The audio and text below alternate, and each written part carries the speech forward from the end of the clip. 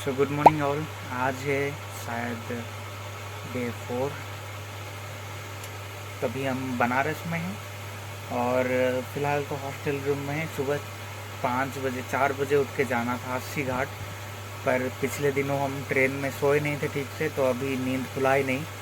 अभी 6:30 बज रहे हैं और हम निकल के जाने वाले हैं काल भैरव मंदिर, उसके बाद सारनाथ चलेंगे। फ़िलहाल तो प्लान ऐसा ही है, बाकी देखते हैं आगे क्या होता है। तो अभी हम चल रहे हैं कपाल मोचन क्षेत्र की तरफ, जहाँ पर है बाबा काल भैरव का मंदिर। तो बनारस की इन गलियों से होते हुए हम मंदिर को अभी खोज रहे हैं। ऑटो से हमें नहीं जाना था क्योंकि हमें खुद ही चलते हुए एक्सप्लोर करना था।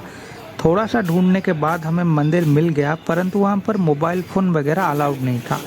तो बाहर से ही हमने दर्शन कर लिया और वहाँ पर उसी स्थान के पास कहीं पर कुछ रिकॉर्ड वगैरह नहीं हुआ है। यहाँ पर जो सजाया गया है फूलों से और पत्तों से, यहीं पर है काल भैरव का मंदिर और उसी के बिल्कुल पास में ही है दंडपाणी मंदिर। दंडपाणी जिन्हें काशी का दंडाधिकारी कहा जाता है, जो किसको क्या सज़ा मिलेगी वो डिसाइड करते हैं। और कहा जाता है कि मंदिर में जो मूर्ति स्थापित है वो 9 जहरीले पदार्थों से बना है। ऐसे जहरीले पदार्थ जिन्हें एक एक करके खाया जाए तो पलों में ही मृत्यु आ जाए, परंतु और जहरीले पदार्थ जो मिले हुए हैं उनका जो मिश्रण है उसी को एक साथ लिया जाए तो एक मेडिसिन की तरह वो काम करता है। ये हम पहुंच गए हैं, ये रहा दंडपाणी का मंदिर। और चलिए आप भी दर्शन कर लीजिए दंडपाणी का। अंदर चलते हैं। तो अभी हम सारनाथ के लिए ऊबर बुक किया है और वेट कर रहे हैं। और बीच में मैंने यहाँ से कुछ तो मैंने ये ख़रीद लिया है, चोखे के साथ दिया है खाने के लिए। जो भी है का टेस्ट तो बढ़िया है। पर चलिए चलते हैं फिर सारनाथ की तरफ।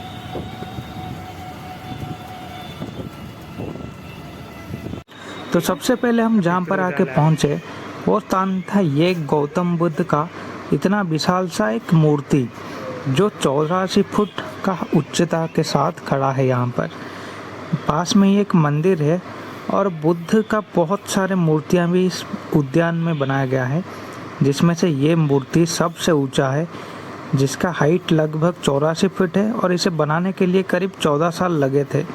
तो इससे आप कितना विशाल मूर्ति है सोच सकते हैं। और इस तरफ एक मंदिर है, चलिए चलते हैं पहले। तो फिर चलिए चलते हैं अब मंदिर के अंदर। गोल्डन गोल्डन सा तो कुछ दिख रहा है और बाद में पता चला कि ये जो मूर्ति है गौतम बुद्ध का सोने की बनी हुई मूर्ति है, चमक रहा है इसी वजह से।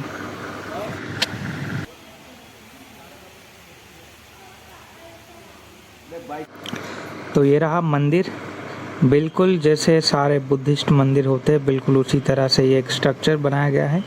और उसी के ठीक सामने एक पेड़ है जिसके नीचे गौतम बुद्ध का एक और मूर्ति है। कहा जाता है कि ये वही पेड़ है जिसी के नीचे बैठकर गौतम बुद्ध ने अपनी पहली जो स्टूडेंट्स थे उनको ज्ञान की वाणी सुनाई थी। तो ये रहा वही स्थान और वही पेड़।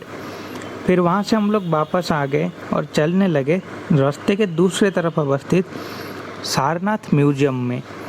सारनाथ म्यूजियम जिसके लिए हमें बस 5 रुपये दे के एक टिकट करना था। अंदर जो है मोबाइल अलाउड नहीं है, लेकिन कैमरा आप ले जा सकते हो। तो अंदर क्या रखा हुआ है, भारत का जो नेशनल एम्ब्लेम है अशोका स्तंभ, वो इसी के अंदर रखा हुआ है। अशोका चक्र भी इसी के अंदर है टूटे हुए हालत में। पर हाँ, मोबाइल हमें जमा करना है। सारनाथ म्यूजियम घूमने के बाद अभी हम लोग आ पहुँचे हैं सारनाथ का जो उत्खनन एरिया है, जहाँ पर खोद के निकाला गया है बाकी सारे अवशेष वही स्थान पर। तो ये एक स्थान है जहाँ पर बुद्धिस्ट समय के जो मोनेस्ट्रीज से मठ थे, मंदिर थे और ये कुछ स्तूप वगैरह भी बनाए हुए थे, वो सब यहाँ पर थे। सालों पहले ये सब ज़मीन के नीचे दबे हुए थे, जिन्हें बाद में खोद कर निकाला गया है। और अशोका का जो पिलर है, जो हमारा नेशनल एम्ब्लेम है, वो भी इसी स्थान से निकाला गया। जो सामने आप एक ग्लास का एक घर देख रहे हैं, उसी स्थान पर ही अशोकन पिलर मिला था। बाकी सामने ये आप देख सकते हैं, इसे धामिक स्तूप कहा जाता है और उसी के पास में एक जैन मंदिर भी है। क्योंकि सारनाथ सिर्फ बुद्धिस्ट नहीं, जैन तीर्थंकरों भी जन्म स्थान था, जहाँ पर मंदिर की तरफ रास्ता भी है यहाँ पर। बाकी अभी हम लोग पहले सारनाथ का जो ये खनन एरिया है ये घूम लेते हैं। काफ़ी सब कुछ खोद के निकाला गया है, प्राचीन इतिहास हमारा। और ये रहा जहाँ पर अशोकन पिलर, जो फिलहाल तो 4 हिस्सों में या 5 हिस्सों में बटा हुआ है। ये एक ही पिलर हुआ करता था कभी, बाद में इसके ऊपर जो शेर थे उसको निकाल दिया गया है और अभी वो म्यूजियम के अंदर रखा हुआ है।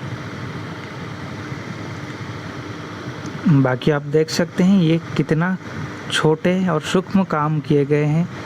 साथ में धार्मिक स्तूप भी है और यहाँ पर एक बुद्धिस्ट मोनेस्ट्री हुआ करता था और इन सब में नंबरिंग भी कर दिया गया है, जैसे मोनेस्ट्री नंबर 5 और एक 4 वैसे ही। और साथ में यहाँ पर पास में एक डियर पार्क भी बना दिया गया है जहाँ पर हिरणों को रखा गया है। और ये रहा सामने धार्मिक स्तूप, जो यहाँ पर मिला सबसे ऊंचा स्ट्रक्चर है। और उसी के पास अभी चलते हैं। पास में से तो ज़्यादा कुछ रिकॉर्ड नहीं कर सकते, लेकिन ये जिस समय उत्खनन का काम चल रहा था तब की क्या हालत थी वो ऐसे फ़ोटो में दिखाया गया है। ये देखिए, ये रहा अशोकन पिलर जो हमने म्यूजियम के अंदर देखा। ये इसी स्थान पर खोद कर ही निकाला गया था। ये देखिए, बिल्कुल इसी हालत में था। बाद में इसको म्यूजियम में रखा गया है। बाकी दूसरे फ़ोटोज़ भी हैं जो आप देख सकते हैं। ये देखिए वो स्थान जहाँ पर अभी हम गए थे। यहाँ देखिए पेड़ पौधे उग गए थे कैसे स्तूप के ऊपर। ऐसे ही कई सारे और भी है। और ये रहा सामने स्तूप जिसका अभी रक्षण का काम भी चल रहा है। लेकिन धूप बहुत तेज़ हो रहा था उसी समय पर। टेम्परेचर 34 डिग्री चल रहा है, तो उसी में कितना धूप और कितनी गर्मी होगी ये आप सोच ही सकते हैं। क्या ही बताएं, फ़ोन गर्म हो गया और बंद हो गया इसके बाद से। ये देखिए सामने, इसे धर्मराज जी का स्तूप कहा जाता है, जो फिलहाल है नहीं, लेकिन ऐसा माना जाता है कि धार्मिक स्तूप से भी ऊंचा एक स्तूप इसी स्थान पर हुआ करता था। और यहाँ पर एक मैप भी बनाया गया है।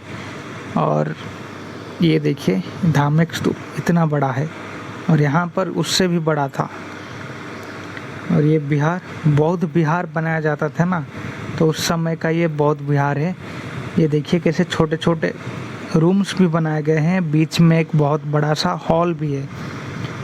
चलो जो भी है, अभी यहाँ पर घूमना हो गया है। अभी हम वापस चल रहे हैं वाराणसी के लिए, ऑटो से जा रहे हैं।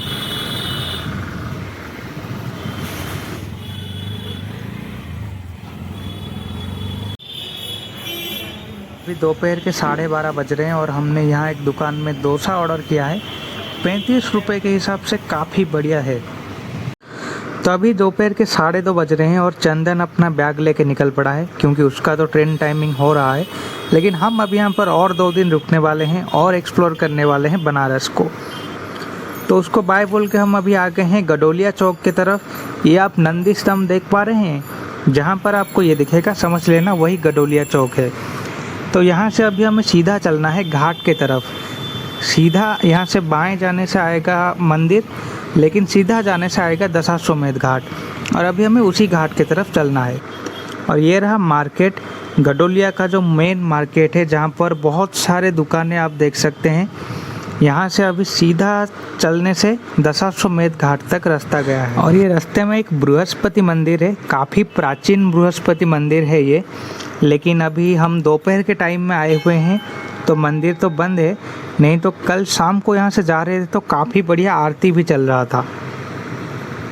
तो यहाँ पर रास्ता 2 हिस्सों में बट गया है और आप वहाँ पर दशाश्वमेध घाट का जो बैकड्रॉप देख सकते हैं।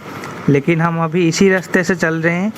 यहाँ पर सीधा चलने से आएगा डॉक्टर राजेंद्र प्रसाद घाट और मान महल घाट, जिसी के पास में ही है मान मंदिर ऑब्जर्वेटरी। ये देखिए अभी हम लोग घाट के पास आ गए हैं। ये जगह है डॉक्टर राजेंद्र प्रसाद घाट। और यहाँ इसी के ठीक पीछे की तरफ ये सामने रहा मान सिंह ऑब्जर्वेटरी या मान महल ऑब्जर्वेटरी, जहाँ पर रास्ता यहाँ पर से। चलिए अब चलते हैं। तो ये रहा मान सिंह ऑब्जर्वेटरी, जहाँ पर जाने का टिकट का प्राइस जो है मात्र 25 रुपये है। और 25 रुपये के हिसाब से बहुत कुछ देखने को मिलेगा यहाँ, इतना तो गारंटी है। और ये रहा अंदर चलने का रास्ता। और सबसे पहले यहाँ पर काशी का एक बढ़िया सुंदर और ये रहा बनारस का इतिहास बताता हुआ एक सुंदर सा शो, जहाँ पर एक कर्व डिस्प्ले के साथ सब दिखाया जा रहा है। एक्चुअली ये डिस्प्ले नहीं, ये ऊपर से ये देखिए प्रोजेक्टर लगा हुआ है, जहाँ से पूरा जो सीन है वो एक वाइट स्क्रीन पर दिखाई दे रहा है। काफ़ी बढ़िया व्यू है। और ये रहा बनारस की गलियाँ, जहाँ पर एक वर्चुअल टूर देखने को मिलेगा आपको बनारस की गलियों का। ठीक है, ये देखिए यहाँ आ गए तो यहाँ बाएं की तरफ एक पान की दुकान है। बनारसी पान तो सबको पता ही है कितना फेमस है। यहाँ पर एक LCD स्क्रीन भी बनाया हुआ है, जहाँ पर दिखाया जा रहा है पान कैसे बनाया जाता है। और दूसरी तरफ एक फ़ोटो लगाया गया है। और ये देखिए इस तरह से बनारस की गलियाँ जो हम सच में एक्सप्लोर कर रहे हैं।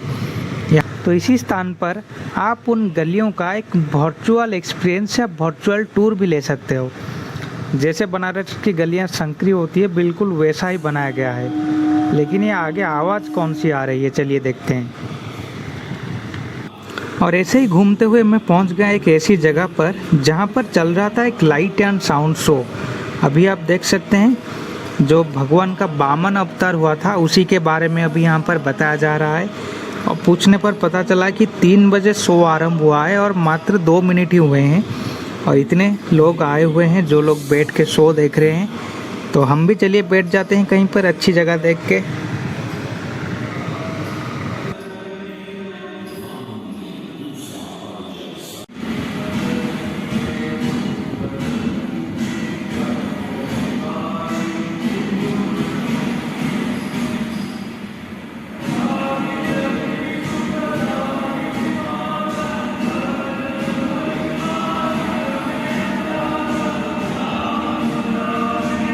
और ये देखिए किस प्रकार टेक्नोलॉजी का पूर्ण इस्तेमाल कराया गया है। यहाँ पर ये किताब बनाया गया है।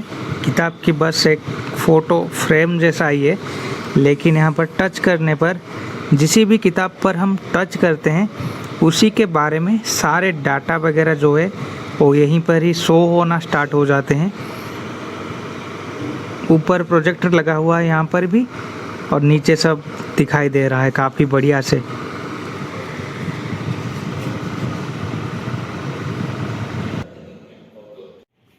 और मान महल का ये वाला हिस्सा देखिए काफ़ी सुंदर है।